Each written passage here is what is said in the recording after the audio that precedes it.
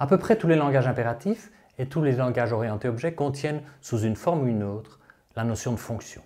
Nous utilisons le terme fonction pour désigner toutes les constructions des langages permettant la découpe du code en blocs de code appelables dans différents contextes. Regardons cette notion d'un peu plus près. D'abord, ce concept se décline sous différentes formes. Cela peut être une sous-routine, encore appelée simplement routine, sous-programme ou procédure, qui est un bloc de code appelable avec retour à l'instruction qui suit l'appel, échangeant ces informations via paramètres et variables globales. Ça peut être une fonction stricto sensu, extension du cas précédent, qui évalue en outre une valeur de retour renvoyée dans le contexte de l'appel, nécessairement au sein d'une expression. Une procédure étant parfois présentée comme une fonction à valeur vide ou sans valeur. Une méthode, simple fonction ou procédure définie au sein d'une classe et s'appliquant donc implicitement à un objet de cette classe, parfois à l'objet classe lui-même pour les méthodes statiques.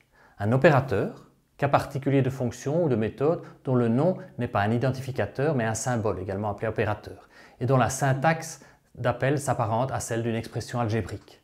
Une coroutine, forme généralisée de routine qui, lors d'un appel, reprend l'exécution de son code à l'endroit de retour précédent, plutôt appelé yield que return d'ailleurs, et doit par conséquent maintenir son état local d'un appel à l'autre.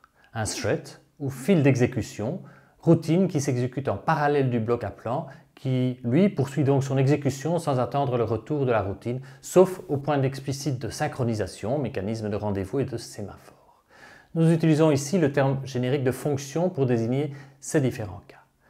Les notions d'entête, de corps, de paramètres formels, de paramètres effectifs, d'arité de signature, de prototype, de type d'une fonction, de surcharge, de récursivité, de fonction variadique qui admet un nombre variable et indéterminé de paramètres effectifs, de mode de transmission, de valeur par défaut sont présents pour parler de fonctions.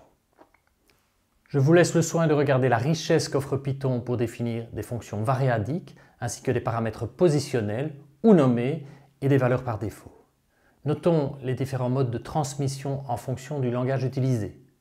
On parle de transmission par valeur, par référence, par copie, par partage, par résultat, par nom, à l'usage, comme constante.